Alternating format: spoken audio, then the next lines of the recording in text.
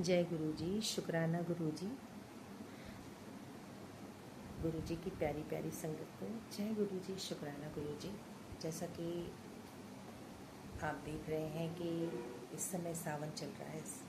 हमारे भोले बाबा जी का बड़ा ही पावन त्यौहार है, बहुत ही पावन दिन है और मन को शांति देने वाला है। तो संगत जी, मैं एक छोटा सा सत्संग आपके सामने शेयर करना चाहती हूँ। अगर आपको अच्छा लगे तो आगे बढ़ाइएगा, लाइक करिएगा, शेयर करिएगा।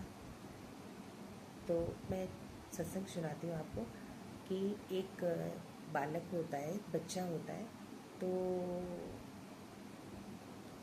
वो एक सत्संग में जाता है।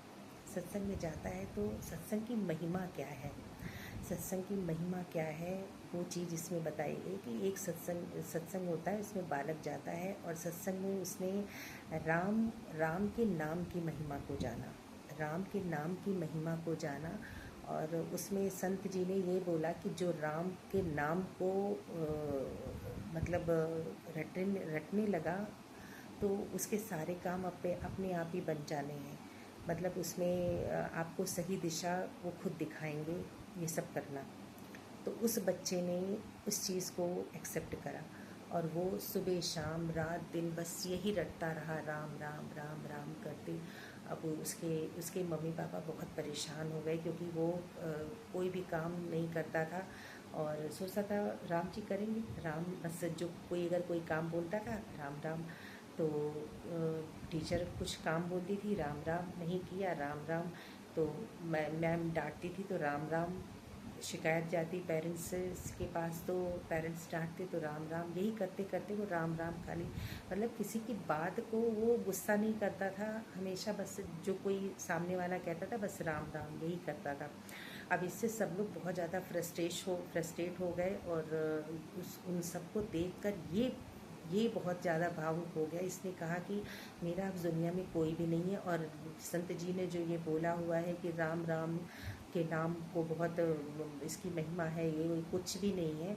तो इसने क्या करा कि बंद कर दिया सब कुछ और इसने फैसला किया कि अब मेरे को इस संसार में नहीं रहना है और ये घर छोड़कर निकल जाता है। तो काफ़ी दूर पे जब ये पहुंचता है, रो रहा होता है, तो पीछे से एक संत की आवाज़ आती है। तो संत की आवाज़ आती है तो संत जी पीछे मतलब उसको देखते हैं तो प्रणाम करता है तो बोलते हैं हाँ क्या बात है, कहाँ जा रहा है। बोले कि अब मैं जा रहा हूँ इस संसार का त्याग करने। क्यों?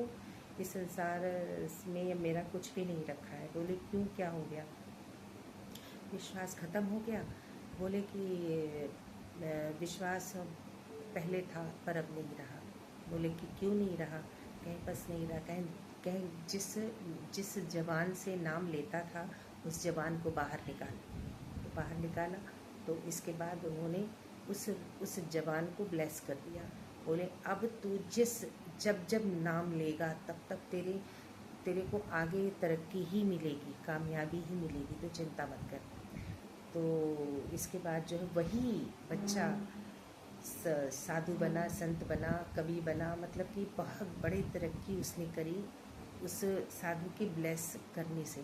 तो कहते हैं कि ब्लेसिंग में बहुत ताकत होती है। जब तक आपको आशीर्वाद नहीं मिलता किसी चीज़ का तब तक आप आगे नहीं बढ़ सकते। आप नाम बेशक लोगे लेकिन जब तक कोई गुरु आपका नहीं है, इसीलिए गुरु बनाना बहुत ज़रूरी है। अगर आप गुरु नहीं बनाओगे तो कुछ भी नहीं हो सकता, आप कितना भी कुछ कर लो। जब तक गुरु नहीं रहेगा तब तक आप कितना भी कुछ भी कर लो, आपको उस तरीके की कामयाबी नहीं मिलेगी।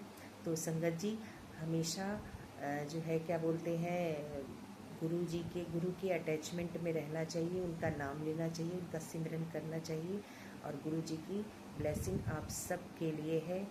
और अगर ये बात आपको दिल को छू गई हो, मेरी थोड़ी सी कोशिश अगर आपको अच्छी लगी हो तो आप इसको शेयर करिएगा और कमेंट में लिखिएगा कि मेरी ये स्टोरी आपको कैसी लगी, ताकि मैं फिर ऐसा सत्संग मैं आपके सामने फिर से लेकर आऊँ। और अगर कोई गलती हुई हो तो प्लीज़ मुझे माफ़ करना, क्योंकि मैं अभी मैंने अभी इतना मेरी कोशिश अभी पहली है, जारी चल रही है।